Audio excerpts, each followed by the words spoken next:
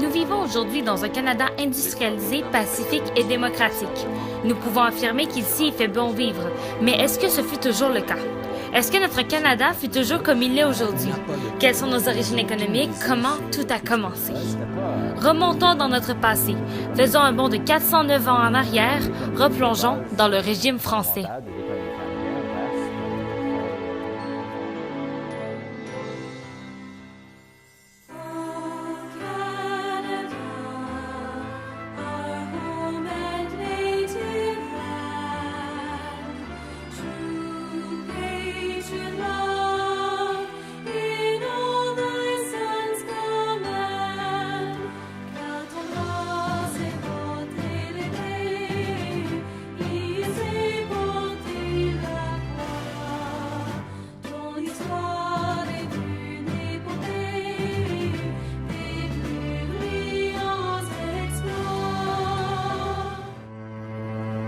Le régime français commence en 1808 et ce qu'il faut savoir, c'est que la doctrine économique dominante à ce moment-là était le mercantilisme. Donc, du 17e siècle au 18e siècle, on partait à la recherche d'or, de ressources naturelles pour les transformer et enrichir ainsi la métropole. Rendus en Nouvelle-France, les colons se sont rendus compte qu'il y avait une nouvelle ressource exploitable, qui était les fourrures. En tant que telles, les fourrures seraient utilisées plus tard pour faire des chapeaux pour les bourgeois. Les fourrures étaient très demandées. Ce qu'il faut savoir, c'est qu'il y avait deux sortes de castors. Il y avait les castors gras et les castors secs. En tant que tels, les castors secs étaient des castors qui avaient été mal entretenus. La fourrure était plus rugueuse, tandis que les castors gras étaient de bonne qualité, riches et plus traités. C'était exactement ces castors-là que les bourgeois recherchaient. Le premier lieu d'échange avec les Amérindiens était la foire, un fameux endroit où on commerce depuis le Moyen Âge. On dut construire des postes de traite pour justement mieux traiter les peaux de castor et être sûr que quand ils allaient arriver en France, que les bourgeois allaient bien en vouloir. Le problème, c'est que la Nouvelle-France a commencé à avoir des conflits avec la Nouvelle-Angleterre. Nouvelle-Angleterre qui était jalouse de la terre de la Nouvelle-France. Donc, la Nouvelle-France a dû commencer à construire des forts. Mais à cause des castors, l'expansion de la Nouvelle-France prenait de plus en plus d'ampleur puisque les castors se déplacent et qu'il y avait besoin de beaucoup plus de castors encore et encore pour satisfaire les bourgeois. Donc, la Nouvelle-France se ramassait des Rocheuses au maritime jusqu'au golfe du Mexique. Près de 40 à 50% du continent. Disons que ça suscitait la jalousie. Un jour, les intendants Talon, Bacon et Hocquart décidèrent de varier la production en Nouvelle-France. Donc, des tentatives de diversification économique, ce qui mena à la construction navale et à l'agriculture. La construction navale, pour les voiles et les cordages, on utilisait le chanvre et le lin, qui était principalement fait par l'agriculture. Donc, l'agriculture a pris beaucoup de place, beaucoup plus, et les agriculteurs ont pu justement commencer à faire un peu plus d'argent. Les agriculteurs cultivaient le houblon, avaient des élevages, le blé aussi. Pour moudre la farine, on utilisait des moulins, ce qui aida beaucoup en agriculture.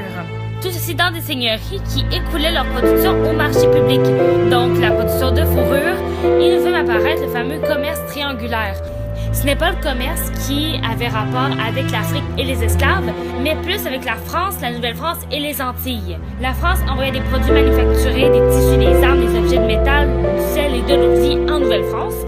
La Nouvelle-France envoyait du bois, du poisson, du blé, de la bière et de la farine aux Antilles. Les Antilles envoyaient du sucre, de la mélasse, du rhum et du tabac en France. Et la Nouvelle-France envoyait des fourrures en France. Donc, si on regarde bien, ça fait un triangle entre la Nouvelle-France, la France et les Antilles. Sinon, tout ce qui était fabrication des équipements en métal, comme le poêle à bois, les canons, les boulets, les outils, c'était aux forges du Saint-Maurice, qui a été le seul succès de la tentative de diversification économique, malheureusement.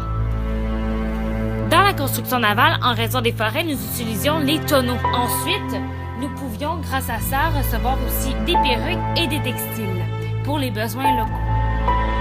Un problème qu'il y a eu en Nouvelle-France, c'est ce qui remplaça les pièces métalliques. Puisque c'était long avant que la France envoie des pièces métalliques, le gouverneur Talon décida que lui, il prendrait un jeu de cartes et distribuerait ces cartes à la population avec sa signature. Et ces cartes seraient bonnes pour aller acheter des choses à l'épicerie. Et ensuite, quand le bateau avec l'argent arrivait, ils échangeaient toutes les cartes pour les pièces métalliques. Le problème pour la Nouvelle-France et non la métropole, c'est qu'elle ne pouvait que faire de l'économie locale, puisque ces cartes n'étaient pas compatibles dans les autres colonies anglaises des environs. Pour en revenir à la fourrure, la Nouvelle-France attirait surtout des hommes qui étaient reliés au commerce de la fourrure. Donc, des voyageurs qui étaient légaux et des coureurs de bois qui étaient illégaux.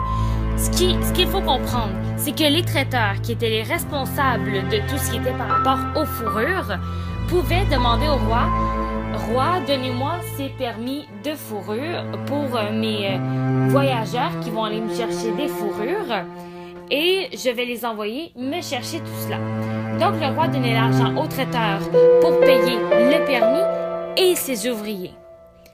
Le problème, c'est que certaines fois, les traiteurs avaient besoin de plus d'hommes. Donc, pour ne pas avoir à payer le permis et avoir plus d'argent, ils engageaient des coureurs des bois, qui étaient des personnes engagées, qui travaillaient, comme on dirait aujourd'hui, en dessous de la table et qui n'avaient pas de permis. C'est ce que l'on appelle les coureurs des bois. Donc, quand aujourd'hui on entend le terme coureur des bois, c'est souvent mal utilisé, puisque coureur des bois était le terme qui était illégal au moment.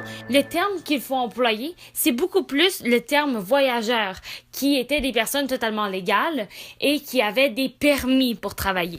Pour résumer tout ceci, je dirais que de 1608 à 1763, l'économie de la Nouvelle-France était mal diversifiée. Il manquait de main-d'œuvre spécialisée, avait trop de voyageurs et trop d'agriculteurs. Mais ce qu'il fallait beaucoup, c'était exploiter tout le territoire.